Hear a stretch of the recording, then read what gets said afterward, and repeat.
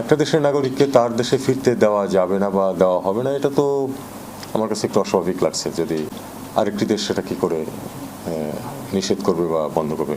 But এটা তিস্তার পানি বলুন বা বর্ডার ক্লিনিক বন্ধ করা বলুন, এগুলোও তো পাশাপাশি থাকবে শেখ হাসিনা ফেরত দেওয়া না দেওয়ার উপর। একটা দেশের নাগরিককে তার দেশে ফিরতে দেওয়া যাবে না বা দেওয়া হবে না, এটা তো আমার কাছে একটু অস্বাভাবিক লাগছে। যদি বাংলাদেশ যদি তার নাগরিককে ফেরত আসতে দিতে চায়, আরেকটি দেশ সেটা কি করে নিষেধ করবে বা বন্ধ করবে।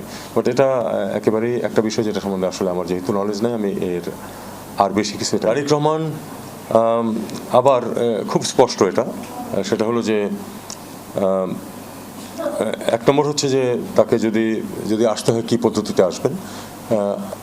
এটা নিয়ম হচ্ছে যখন পাসপোর্ট থাকে না বা মেয়াদ উত্তীর্ণ হয়ে যায়, তখন কেউ যদি আসতে চান তাহলে তাকে আমরা ওয়ান টাইম পাস একটা দিয়ে দিই আর কি, একবার দেশে আসার জন্য। তো এটা দিতে একদিন লাগে। কাজে এটা উনি যদি আজকে বলেন যে উনি আসবেন, আগামীকাল আমাদেরকে আমরা এটা দিয়ে পরশুদিন উনি প্লেনে উঠতে পারবেন, কোনো অসুবিধা নেই। ভূমাত্রিক সম্পর্ক তো সমস্ত পৃথিবীর দেশের সাথেই আছে, ভারতের সাথেও আছে।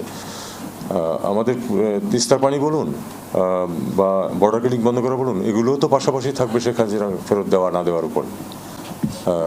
একটা তো আরেকটার উপর নির্ভরশীলতা আমাদের ওই স্বার্থগুলি থেকেই যাবে। কাজে আমরা সেগুলি আমাদের স্বার্থ উদ্ধারের চেষ্টা অব্যাহত থাকবে আমাদের। কতদিন লাগবে আমরা জানি না, তবে আমরা অবশ্যই চাই যে যেহেতু তিনি কনভিক্টেড হয়েছেন, তাকে ফেরত দেওয়া হোক, যাতে আমরা বিচার শাস্তি ইমপ্লিমেন্ট করা যায়। কিন্তু এটার কারণে বাকি সব আটকে থাকবে, এটা আমি মনে করি।